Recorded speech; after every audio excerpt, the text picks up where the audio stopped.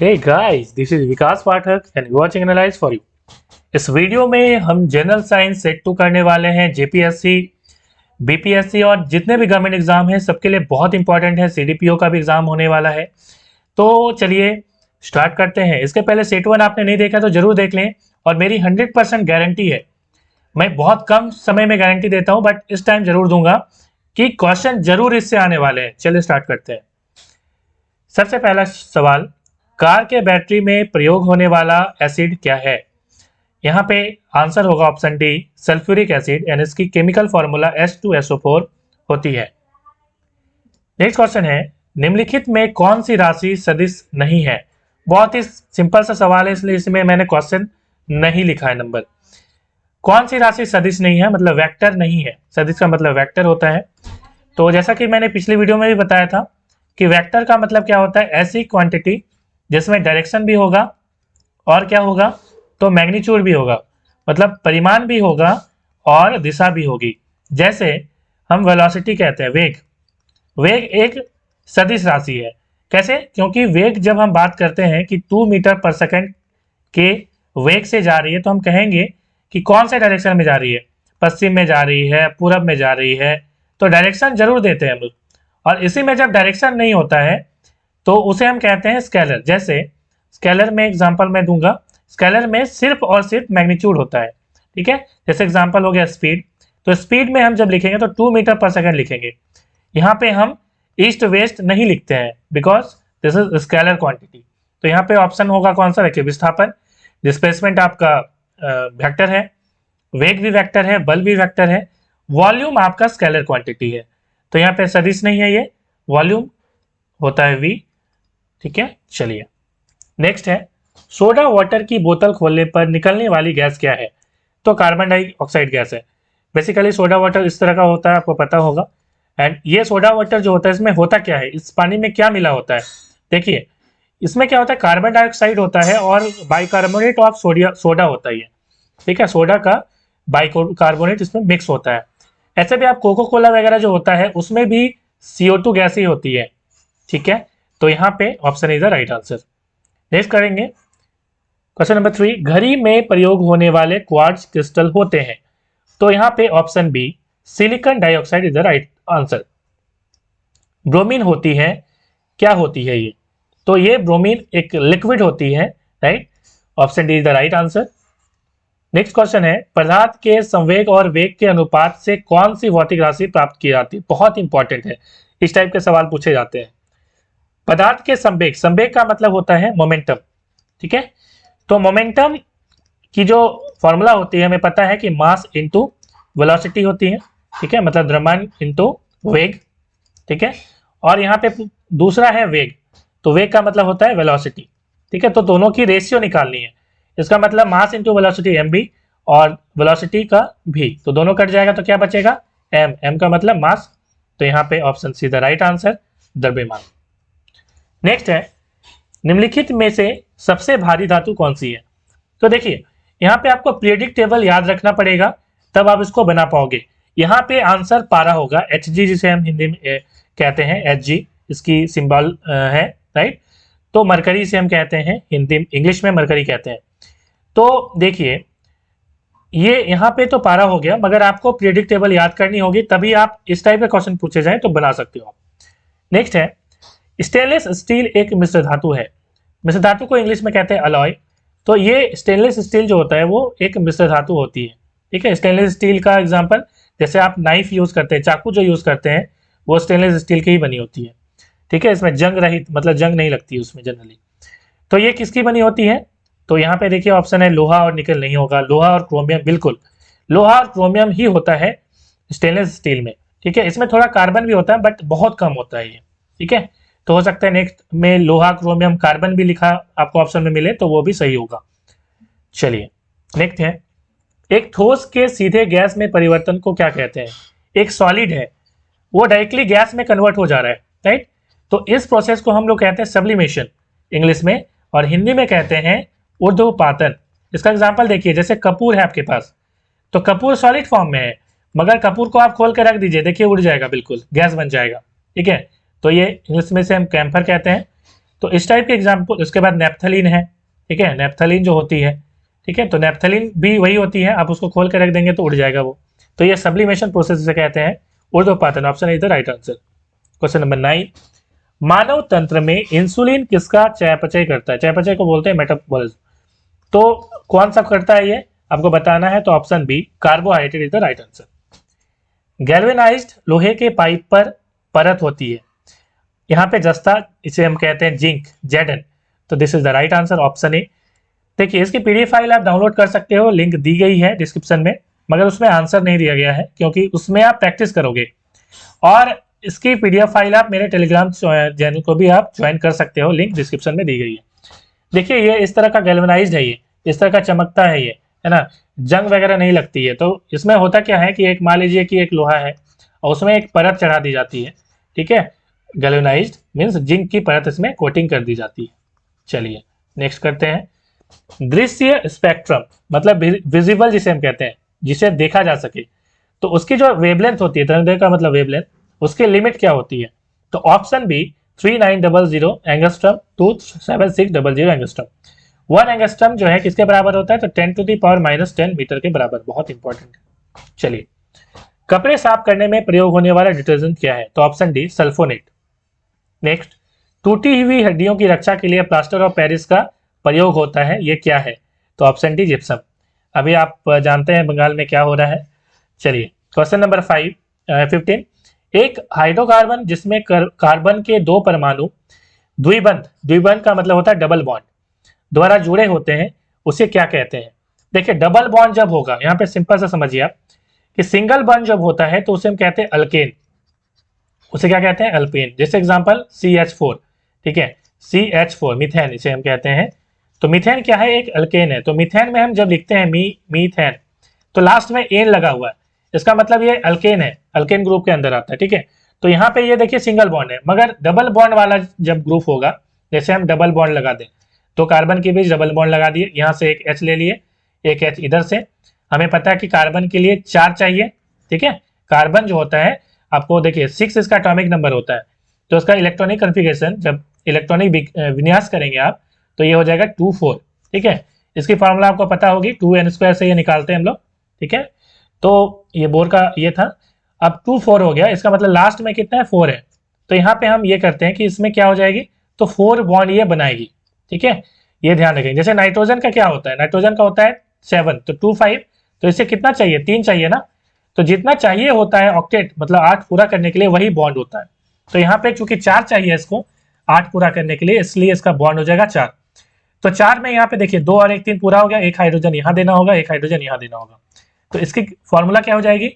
यहाँ पे आप देखिए CH2, ठीक है, और फिर हो जाएगा डबल बॉन्ड CH2। तो ये हो गई आपकी, ये ग्रुप हम जब डबल बॉन्ड लगाते हैं तो इसके हम कहते हैं अल्कीन। क्या कहते हैं? अल्कीन कहते हैं, राइट।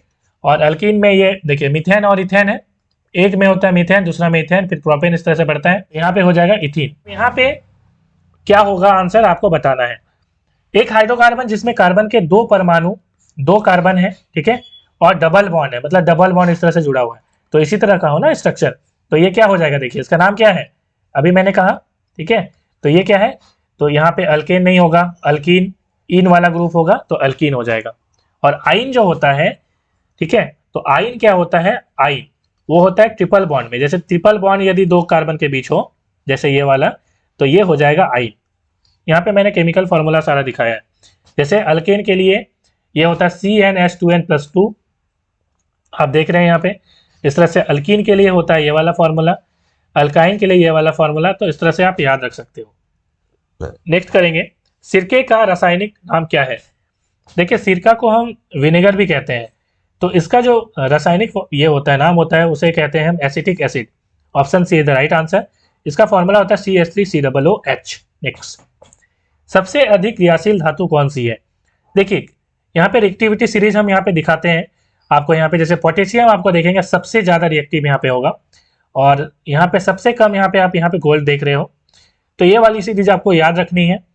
बहुत बुक में आंसर गलत दिया हुआ रहता है, लिख दिया रहता है सोडियम, बट नहीं होगा। Option D is the right answer, potassium. Next question करेंगे, नीला थोथा रासायनिक रूप है। नीला थोथा जो है इसे हम तूतिया भी कहते हैं, ठीक है। और कॉपर सल्फेट होता है बेसिकली, ये कॉपर सल्फेट को हम लोग कहते हैं तूतिया, ठीक है। तो ये नीले कलर का दिखता है, आप देखे होंगे लैब में, तो ये है कॉपर सल्फेट। तो option C is the right answer. 19 है, एक परमाणु के केंद्र का धनावेशित हिस्सा क्या कहलाता है? धनावेशित का मतलब है पॉजिटिवली चार्ज्ड। तो इस तरह से आप जानते हैं बोस का जो एटॉमिक मॉडल है, बीच में क्या होता है? न्यूक्लियस होता है। रदरफोर्ड ने ये कहा था कि न्यूक्लियस होता है, और न्यूक्लियस में क्या होता है? प्रोटॉन प्लस न्यूट्रॉन होता है। मतलब न्यूक्लियस जो होता है वो धनावेशित होता है, क्योंकि प्रोटॉन का चार्ज क्या होता है? पॉजिटिव, और न्यूट्रॉन का चार्ज क्या होता है? Zero charge, no charge, neutral होता है ये। तो टोटल चार्ज क्या हो गया? पॉजिटिव हो गया। तो न्यूक्लियस जो होता है, नाभिक जिसे हम कहते हैं हिंदी में, तो नाभिक क्या होता है? पॉजिटिवली चार्ज होता है। Option D is the right answer. Next, welding में प्रयोग होने वाली गैस है। देखिए इतना मैं डिटेल में इसलिए बता रहा हूं ताकि सिर्फ यही क्वेश्चन आ जाएगा ऐसा नहीं है। आप, मैं यहाँ पे बताना चाहता हूँ क्या क्या क्वेश्चन पूछे जा सकते हैं, ठीक है। मैं व्यूज के लिए तो कुछ भी बना दूं, बट वो मेरे यहाँ से वो सही नहीं होगा। मेरा व्यूज का काम नहीं है। मेरा वीडियो तभी सक्सेसफुल हो पाएगा जब आप कोई एग्जाम को क्रैक कर जाएंगे। मेरा वही उद्देश्य है, और उसी उद्देश्य को लेकर मैं ये वीडियो सीरीज बना रहा हूँ। तो हमेशा आप बिल्कुल निडर रहें कि आपको क्रैक करवाना मेरा काम है। आप मेहनत अपनी ओर से देते रहें, बाकी तो भगवान का लक है। चलिए अब करते हैं हम लोग, वेल्डिंग में प्रयोग होने वाली गैस क्या है? तो यहाँ पे ऑक्सीजन और एसिटिलीन होती है। देखिए आपने इस तरह का देखा होगा सेटअप। तो ये वाला जो मेरून होता है ना, ये वाली एसिटिलीन गैस की सिलेंडर होती है, और ब्लैक सिलेंडर जो होती है वो होती है ऑक्सीजन की, राइट। तो हमें पता है कि जो ये होती है वेल्डिंग, हम लोग जो गैस वेल्डिंग, ये गैस वेल्डिंग का ये है। वेल्डिंग बहुत तरह की होती है, जैसे आर्क वेल्डिंग है, ठीक है, स्पॉट वेल्डिंग है। तो यहाँ पे गैस वेल्डिंग की हम बात कर रहे हैं। तो गैस के थ्रू जो वेल्डिंग होती है, तो एक तो यहाँ पे एसिटिलीन गैस होगा और दूसरा होगा ऑक्सीजन गैस। दोनों का यूज करके हम फ्लेम जनरेट करते हैं, ठीक है। तो यहाँ पे वही चीज है कि ऑक्सीजन टैंक जो होता है वो ब्लैक होता है, ये एग्जाम में पूछता है बहुत बार। कई बार ग्रीन भी होता है ये, ठीक है, बट स्टैंडर्ड कलर इसका जो है वो ब्लैक होता है। एसिटिलीन जो होता है टैंक, उसका मरून होता है या रेड होता है। तो बहुत इंपॉर्टेंट है, पूछा जा सकता है। चलिए नेक्स्ट करेंगे, टेफ्लॉन निम्नलिखित में से किस एकलक का बहुलक है? एकलक का मतलब होता है मोनोमर। तो किसका मोनोमर है? बहुलक का मतलब होता है पॉलीमर, राइट। तो क्या होगा बताइए? तो option A tetrafluoroethylene is the right answer. ये इसकी आप देख रहे हो स्ट्रक्चर है, ठीक है। तो ये हो जाएगी C2H4, ठीक है, सॉरी H4 नहीं, F4। चलिए नेक्स्ट, जीव कोशिकाओं में अनुवांशिक लक्षण जो होते हैं, हेरिडिटरी जिसको हम लोग कहते हैं, अनुवांशिक का मतलब हेरिडिटरी, मतलब कि अपने कोई फादर है, फादर से बच्चे में जब कोई ट्रांसफर हो जाता है कोई क्वालिटी, तो उसको हम कहते हैं हेरिडिटरी। या कोई मान लीजिए कोई भी ऑर्गेनिज्म है, एक ऑर्गेनिज्म से दूसरे ऑर्गेनिज्म अपने बच्चे में जब ट्रांसफर कर देता है वो, तो उस क्वालिटी को हम लोग कहते हैं अनुवांशिक लक्षण। तो ये डीएनए के कारण होता है, ऑप्शन डी। इसलिए करते हैं ना कई बार बच्चे का चेक करने के लिए उसका बेटा है या नहीं, डीएनए चेक करते हैं हम लोग। चलिए, निम्नलिखित में से किस विटामिन को अर्गो कैल्सीफेरॉल कहते हैं? बहुत इंपॉर्टेंट है ये। तो यहाँ पे ऑप्शन ए विटामिन D2 होगा, मगर कैसे होगा देखिए, मैंने इसकी लिस्ट बनाई हुई है।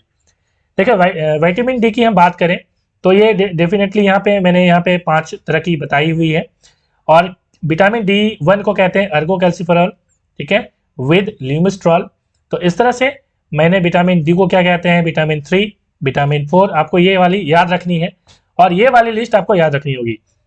आपको ये वाला डेटा याद रखने का कोई जरूरत नहीं है, फालतू डेटा है। बाकी जो डेटा है, ये वाली डेटा भी याद आपको रखने की जरूरत नहीं है, ठीक है। आपको सिर्फ डेटा याद रखना है, ये वाला डेटा, ये वाला डेटा, और तीसरा ये वाला। ये तीनों डेटा आप याद रखेंगे, बहुत इंपॉर्टेंट है, आपके एग्जाम में जरूर पूछा जाएगा।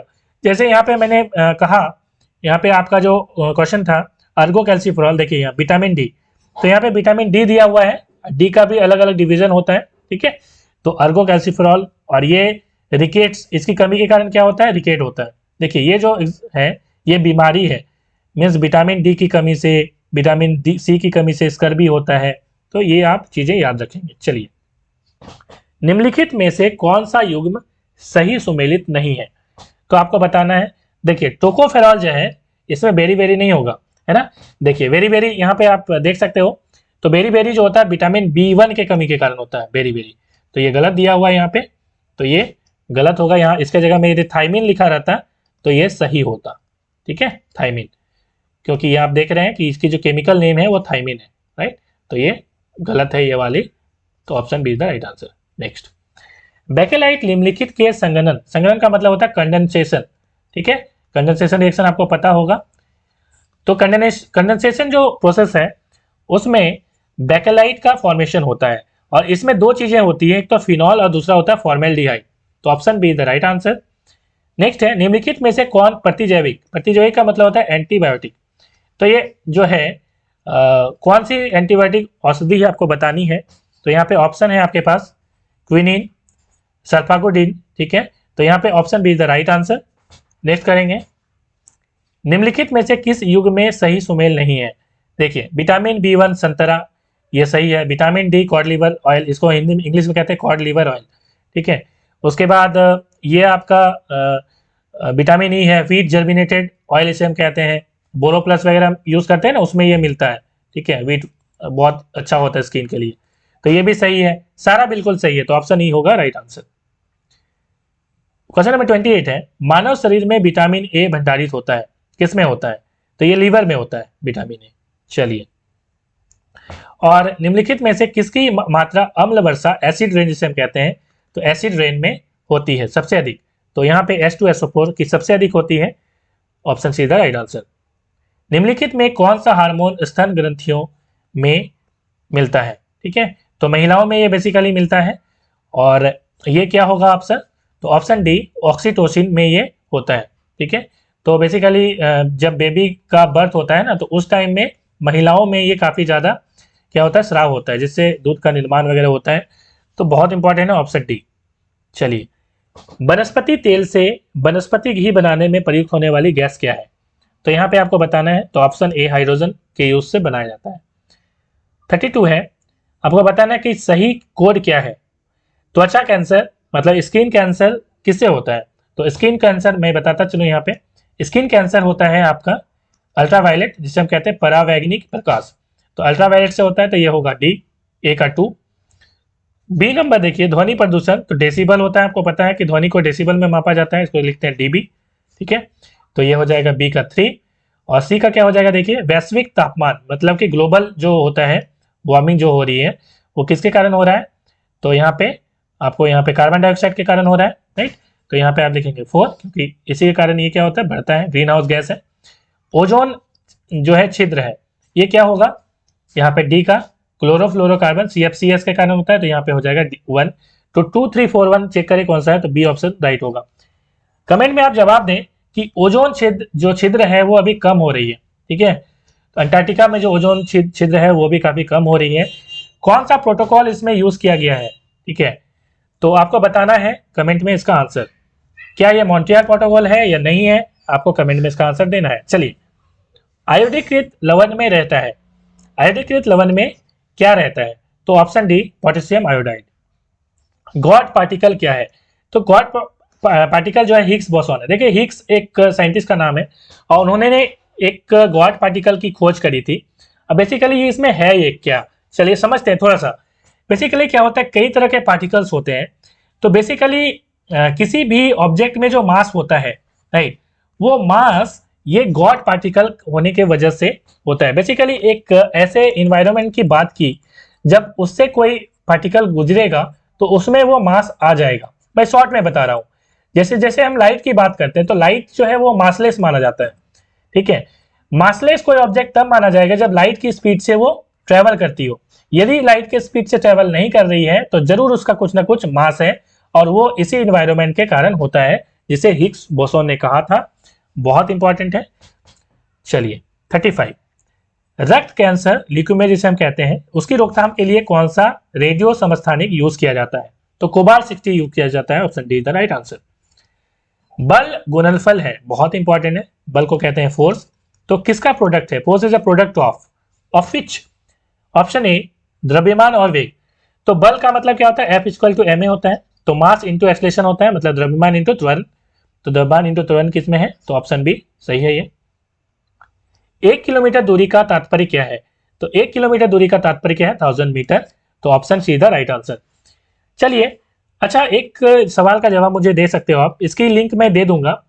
चलिए, कोई इंपॉर्टेंट नहीं है बहुत ज़्यादा। आपके लिए, राइट। ये सिग्निफिकेंट फिगर्स की मैं बात कर रहा था। यदि आप बहुत ज़्यादा जानना चाहते हैं इसमें कि जैसे मान लीजिए 1000 मीटर को हम 1 इंटू 10⁻³ भी लिख सकते हैं क्या, 1 इंटू 1.0 10⁻³ भी लिख सकते हैं क्या, या 1 10 इंटू 10⁻² भी लिख सकते हैं क्या। आपको लग रहा होगा लिख सकते हैं, बट ऐसा है नहीं, ठीक है। इसमें हम सिग्निफिकेंट फिगर्स में ही हम लोग पढ़ते हैं। यदि आप जानना चाहते हैं तो आप वीडियो मैं लिंक में दे दूंगा आइकन में, आप जाके देख सकते हो। वीडियो अच्छा लगे तो लाइक और चैनल में नए हैं तो जरूर सब्सक्राइब करें, इतना तो हक बनता है भाई लोग। चलिए मिलते हैं नेक्स्ट वीडियो में। Thanks for watching.